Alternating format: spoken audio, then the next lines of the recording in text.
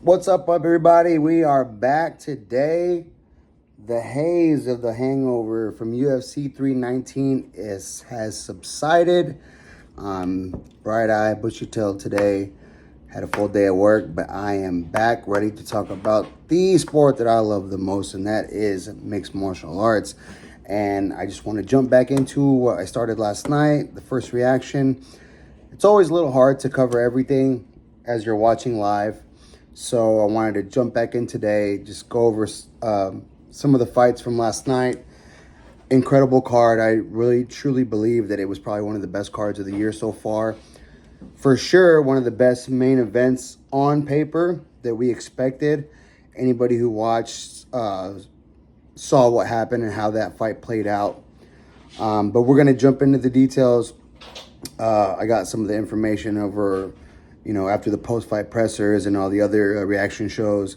But let's jump into it. The main event, the reigning defending champion, Dricus du Plessis, loses his title last night to Boars, the Wolf, Khamzat Chimaev. The Chechen warrior comes in and absolutely dominates DDP from the first round to the fifth round. DDP, you have to give him his respect. He never counted himself out in that entire fight, even though he was dominated on the mat for, I think it was 21 minutes of control time by Khamzat Chimaev. 21 minutes out of 25-minute fight. He was controlled for 21 minutes.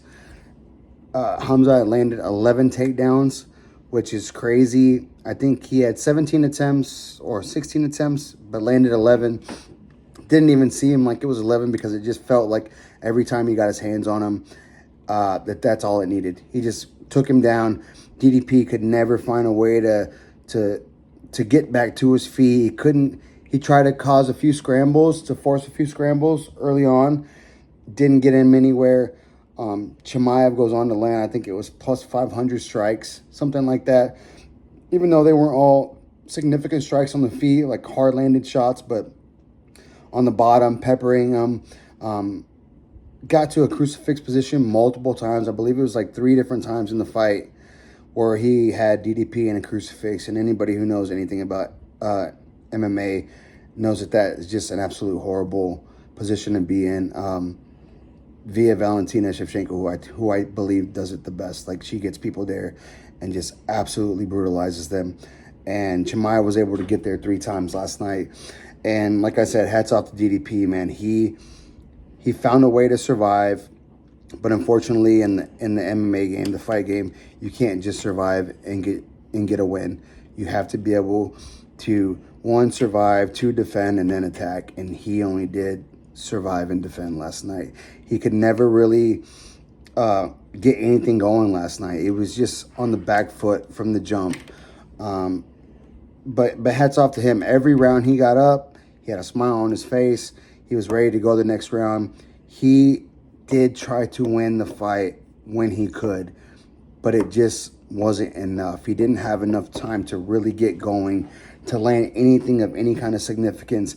He did absolutely nothing to get respect from Chimaev, and Chimaev absolutely dominated. And I know a lot of people were criticizing the main event because it was so wrestling heavy, but I think most fans don't respect the grappling aspect of MMA, and it's because they've probably never done the grappling aspect of MMA. Some guys will do boxing or a Muay Thai or kickboxing class, and it's fun, and so you want to watch things that you do, right? But most people don't do a lot of grappling because it's difficult and it's hard. Not saying that the other ones aren't, but grappling is another type of level of difficulty that most people will not do because it is humbling for people who don't know how to grapple to step into their first jiu-jitsu class or wrestling class or judo class or whatever it may be. But the performance that Chimaev did was so high level that people don't understand exactly how high level it is just looking at it. But just the random person looking at it is just like, oh, he's just holding the guy down and he's just not letting him up. Dricus Duplessis was the top level of the top level guys. He was the undisputed champion.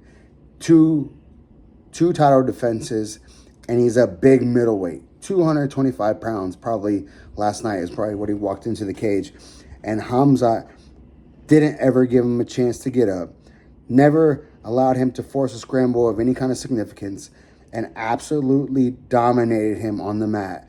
And that is so hard to do to a big guy like Drakus, who has a grappling background, who can submit people and can wrestle. And Chimaev made him look like an absolute rookie. And that's just because the level of grappling from Chimaev is head and shoulders above the rest of the division. I think the only guy who has a chance in that division who can keep it close is probably Fluffy Hernandez. His grappling is good, his jiu-jitsu is good, and his gas tank, I think, is going to help the most. But I think he's the only guy that has a chance to grapple with Chimaev. But even that being said, it's going to be a tall order if he does get that shot next at Chimaev.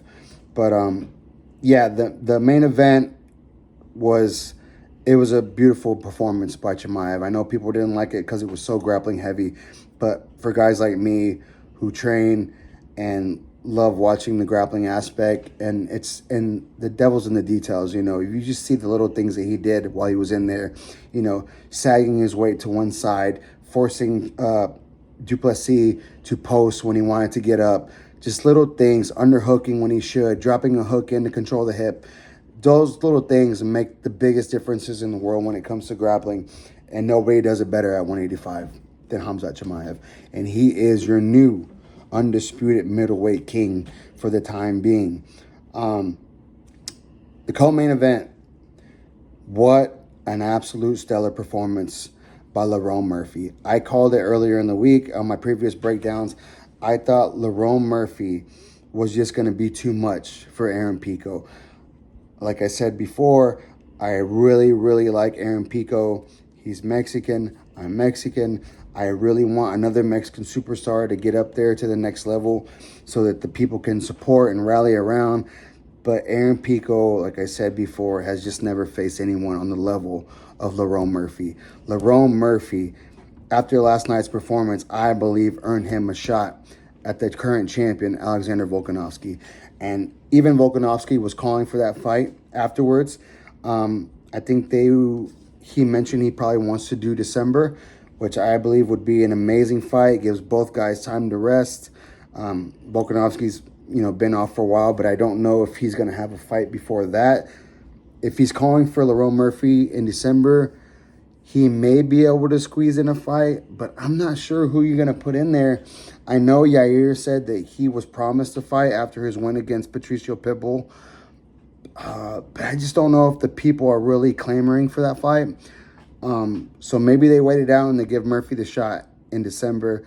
But if anybody is deserving of that shot, it is Lerone Murphy. He looked absolutely spectacular. He knew that Pico was going to come out aggressive. He was going to use his boxing. Pico was ripping to the body with the left hand. He was forcing the wrestling exchanges, putting Murphy up against the cage, making him work. And Lerone Murphy passed every single test that Aaron Pico threw at him. And he made it look really good. And then, of course, in the second round, I believe it was the second round. Let's see. It was, yeah. No, round one. 321 in round one. Just lands that picture perfect spinning elbow. And, man, he knocks Aaron Pico out cold. And it was a very devastating knockout. And DC mentioned it in his breakdown after the fights. Aaron Pico has been knocked out now multiple times, 3 or 4 times, I believe. And they weren't flash knockouts. They were bad knockouts where you might have to start second guessing if you can really continue to do this, because once you get knocked out like that, your body will start to try to protect itself and will try to save you from yourself, a la Chuck Liddell. When Chuck Liddell got KO'd by Rashad Evans. He was never the same after that, because then he got KO'd by Rampage, Keith Jardine, and probably another name that I can't remember right now off the top. But yeah, man, I'm really concerned about Aaron Pico. I really like him. He was supposed to be the next big thing, but he just ran into the buzzsaw that is Lerone Murphy, and Lerone Murphy deserves all the credit in the world. It was fairly short notice when he received this, because Pico's original opponent did pull out, but he came ready to go, showed that he is a true professional, makes the weight, and then delivers an absolute banger performance against a high-level contender in Aaron Pico. Lerone Murphy deserves all the credit in the world, and I truly believe that he deserves the next shot at the title against Alexander Volkanovski. The next fight, like I said, speaking of spinning back elbows, Carlos Prates versus Hands of Steel, Jeff Neal. I had my bias because I'm a local guy. Jeff Neal's from Dallas. I'm from Arlington, literally down the street from each other. I've seen Jeff Neal fight right there in the front row on a co-main event of his when I was still fighting. I really like Jeff. He's a good dude, and I really wanted him to get the win tonight. I had picked him to win by knockout, but it was clear as day going as the first round started to play out that Carlos Prates was in complete control from the first bell. He was keeping Jeff at distance. Jeff is a really boxing heavy guy. He just couldn't close that distance. Prates was using his lead leg, the kicks and the knees to keep Jeff at distance, just out of range of those punches. And then Prates was landing good shots with the hands. He was hitting him with these sneaky stab elbows coming in. And then, of course, at the end of that round, delivers just a brutal spinning back elbow that actually gashed Jeff Neal open, knocks him out at 4 minutes and 59 seconds in the end of the first round. I mean, that was a hard one to watch, especially knowing Jeff and knowing how good of a dude he is and how hard he works. It was just, it was hard to watch that one, man, for me personally. You heard the clap, the 10 seconds counting down, and I'm thinking, okay, if he gets through this first round, he can start to make the adjustments in the second to possibly close that distance, to give him an opportunity to land some big shots inside. And Carlos Prates just erased all that with 1 second left. But shout out to Carlos Prates. I know he said in the post presser, he wants to fight in Rio. So I think MVP said that he'd be his Huckleberry for that. But speaking of MVP, congratulations to Prates. Tremendous knockout, spinning back elbow. But MVP, Jared Cannonier, it pretty much went like I thought it was going to go. I had broke it down earlier, and I thought MVP's style and his movement and that karate style and that blitz that he does was going to be too much for Cannonier. Cannonier is a strong guy. Everyone knows, anybody that follows the sport knows Jared Cannonier used to be a heavyweight, moved down to light heavyweight, and now he's down at middleweight. He has big power. He showed that against the RoboCop fight, his last time out with that finish. The MVP, just too slick. Dropped him multiple times in the first and the second, I believe. And then the third round got a little hairy for him. Cannonier had some control time, but MVP gets the decision. Rightfully deserved. I would like to see MVP Prates if he's willing to go back down to 170. I think that's a very interesting fight, and I don't think too many people are going to argue that. So then the next fight, let's see Tim Elliott, Kai Asakura. Quickly, Asakura coming off the loss against Pantoja. Tim Elliott's been away for a while, comes back, gets the new guy, Japanese sensation Kai Asakura, and Asakura started strong, looked good early, get into the second round. Elliott makes the adjustments, gets the takedown, gets to his back, finishes Kai Asakura. Huge win for Tim Elliott. Shout out to him, brother. But Kai Asakura is probably going to have to start asking himself some questions. He's here in the UFC, he's 0-2 now. Granted, his first fight was against the champion, and anybody in that division can tell you that Pantoja is not an easy night out for anybody. Tim Elliott was, to be honest, the UFC probably teed up Tim Elliott for Asakura to get a win, to get his name back up there, bring his stock up, and Elliott just played spoiler and put Asakura away, 4:39 in the second with the rear naked choke. Asakura is going to have to make adjustments. If he wants to be on the big stage with the big boys in the UFC, he's going to have to make adjustments. He's probably going to have to get his wrestling boots on and get back on the mat and start grappling and start putting that gi on, getting in the jiu-jitsu class, because he's not going to be able to outstrike everybody, especially in this division.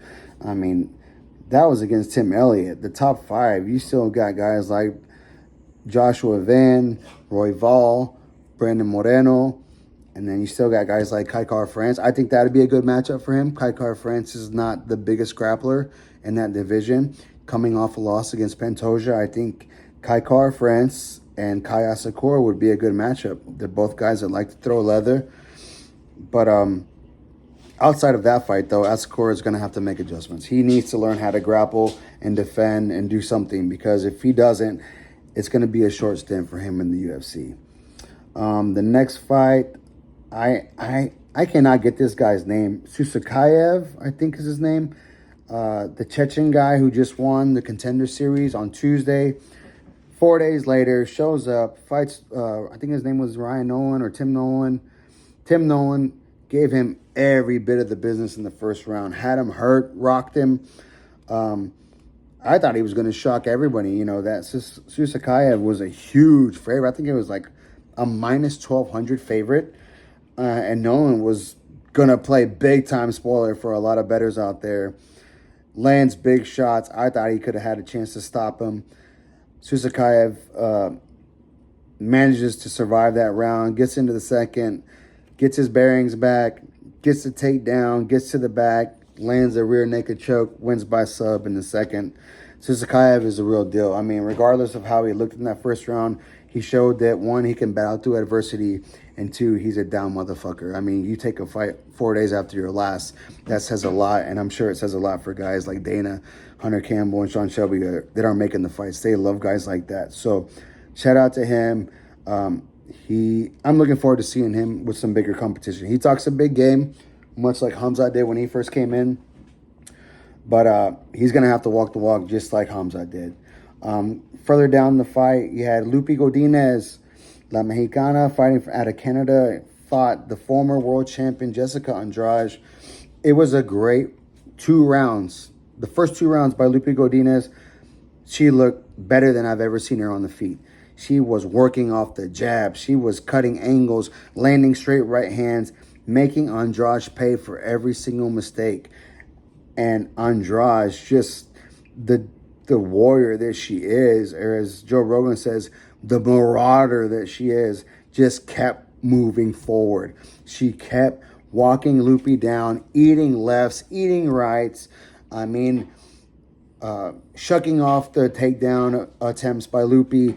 And then in the third round, she starts to surge, starts to make her way at her last attempt to try to win. I think she knew she was down 2-0 going into the third. She busts Lupi open. She's got her leaking and starts moving forward, landing big shots. But at the end of the day, she just couldn't do enough. It was too much, too late. Lupi Godinez gets the decision 2-1. I agree with the decision. But hats off to Andrade, man. She is a former world champion, and she fought like a champion does. She was just marching forward, and that says a lot for a woman who will fight anyone at any weight. She's fought at 115, 125, 135. She's an absolute beast. Shout out to Andrade, but congratulations to Lupi Godinez on the victory. And then my sleeper fight of the entire card, Alexander Hernandez versus Chase Hooper. Chase Hooper looks so much bigger than I thought he would look in that fight.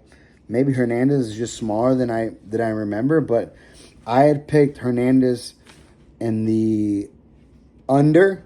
I believe the under was 2.5 or 1.5. I had to recheck.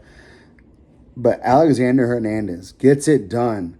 4 minutes, 58 seconds, and in the first round with a perfectly placed straight right down the pipe. He slips Chase Hooper's lazy left jab, and then rips over the top, hits him square in the fucking jaw, drops him, was about to go in for another shot on the ground. The referee steps over him, stops the fight.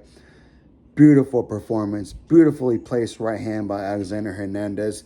San Antonio's own, man. I hope he gets opportunity to fight on Noche UFC in a couple weeks on Mexican Independence Day.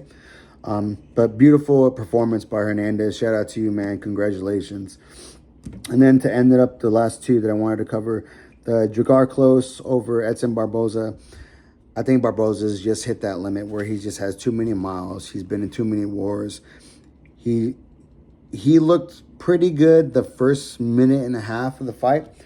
Vintage Barboza, explosive, throwing lots of kicks. But Dragar Close earned his respect. He caught him and rocked Barboza multiple times with big right hands. Had him in trouble. I mean, I think there was one time when he had him on the cage, and if he would have just took a step back and teed up a clear right hand, he would have got him out of there. But instead, he gets too close. Barboza clinches, makes it throughout that first round. And then, but the second and the third were more of the same. Dragar Close landing big shots. Barboza not really being able to be that explosive fighter that he once was. The one that we all know, the highlight reel Barboza, spinning wheel kicks and whatnot. But Dragar Close earns a very well-deserved decision over a legendary Edson Barboza. And the last fight I want to cover was the very first fight on the card. It was the Ultimate Fighter season finale, Morales versus Idris. Man, Morales, what a performance. I mean, this guy looked absolutely stellar out there. On the hand, on the feet, he looked clean.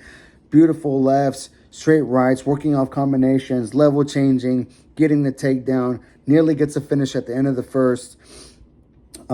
Second round, I'm pretty sure his corner told him to go right back to the takedown. He lands a good body shot that hurts Idris. I think it was a straight right to the body. He goes back to it and rips a left, and then another right to the body.